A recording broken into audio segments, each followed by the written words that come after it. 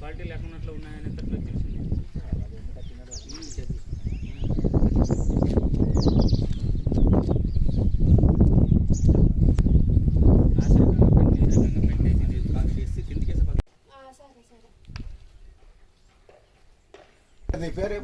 అదేనది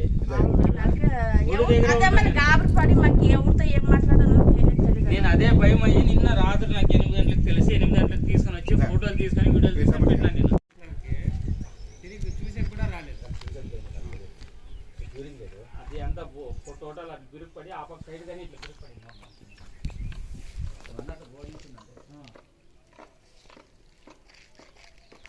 ఇది టాప్ పక్కన ఉంది. ఇది చూసే కూడా అది ఇది ఇది ఏమో మాట్లాడేది వస్తుందా దాని ఎదురుగా అంతా వీళ్ళని ఇంకా 2-3 అడుగులు వాడు 6 అడుగులు టాప్ వేసిన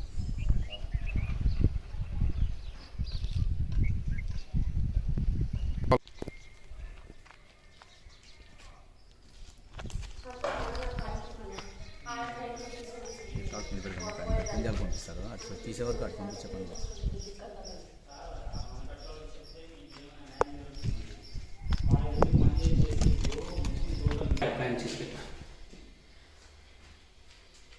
ఇది చేత అంతా చేసుకొని ఉందని కాంపౌండ్ ఇది పెయింట్ కింద అంతా నేను చేసుకుని బాగా చేసుకొని ఇక్కడ ఒకేసారి కదా అని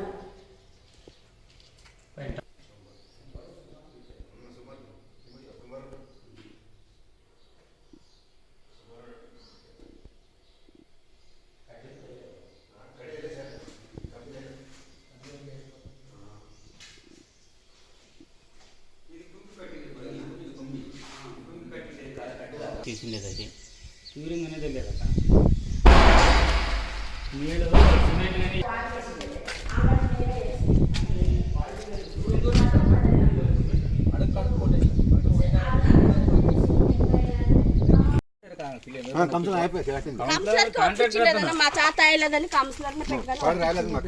ఎంత అమౌంట్ ఇచ్చినారా కానీ మీరు చేస్తానా 1.30 ఇచ్చినామన్నా. మళ్ళీ ఆ ఇల్లు ఒకటి కట్టినాడు పెయింట్ వేరే కొట్టిండు అన్న. సత్యనా మేస్త్రి వాళ్ళు ఎవరో తెలీదు. 1.30 ఇచ్చి మళ్ళీ లోన్ శాంక్షన్ క్యాష్ ఇచ్చి మళ్ళీ కాంపౌండ్ పెయింట్ ఎలా అంత మళ్ళీ నాది 1.30 కాక మళ్ళీ నేను వేరే కట్టించుకున్నాను. సపరేట్ కట్టించుకున్నారు. మళ్ళీ వేరే కట్టించుకున్నాను. మళ్ళీ వేరే పెయింట్ కూడా కొట్టించుకున్నాను. స్ట్రాంగ్ గా ఉందన్న. దానికి 8 నుంచి 10 సంచుల లోపలే సిమెంట్ వేసినారు. అంతే అన్న వేసిండేది 10 లోపలనే టోటల్ అంతా కలిపి టాప్ కోటనా టాప్ ఆటని ఎందుకంటే వెనక ఇంటి ఇడుస్తున్నారు బీగులు తీసుకున్నాడు. గిడి సత్యాన్నకే ఒప్పించినాను. ఆయన లోకల్ సిమెంట్ వేసి కట్టించినాడు. మా ఇల్లు కూలిపోయింది. ఇల్లు కూలిపోయేదానికి కారణము గోరింట్ల సత్తి.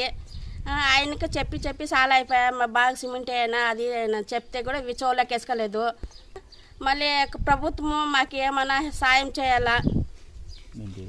మేము బీదోళ అప్పు చేసి కట్టిస్తున్నాము. మా భర్త వికలాంగుడు. మా భర్త చేత కాదని ఆయన్ని సత్యాన్ని కొప్పిస్తే ఇటు చేసి పెట్టినాడు. మీ ప్రభుత్వము మీరే మాకు సహాయం చేయాలా? మా అత్త మా మామ మేమందరూ కలిసి ఉంటున్నాము. మేము ఇల్లు సొంత ఇల్లు లేదని ఒక సొంత ఇల్లు కావాలని గవర్నమెంట్ తరఫు నుంచి ఒక ఇల్లు కట్టుకుందామని చెప్పి అనుకున్నాము. కానీ మా చేత కట్టేకి చేత కాదని కౌన్సిలర్కి ఒప్పించినాం. సత్తానికి 1,80,000 బిల్లు వచ్చింది. అది కాక మేము 1,30,000 మళ్ళీ ఎక్స్ట్రా ఇచ్చినాము. కానీ మాకు సిమెంట్ మెటీరియల్ అంతా తక్కువ వేసిస్తున్నాడు. అసలు కంపెనీలు లేవు, ఏమీ లేవు సరిగా. ఇంకా రేపు ఇల్లు తిక్కున్నాలా మేము. కానీ చిన్న పిల్లలు ఉన్నారు ఇంట్లోన. ఇట్లా సడన్ మా దేవుని దైవం నుంచే పత్తిక పడిపోయింది. ఇంకా దిక్కున మునిపే ఇటు చూస్తే పడిపోయింది.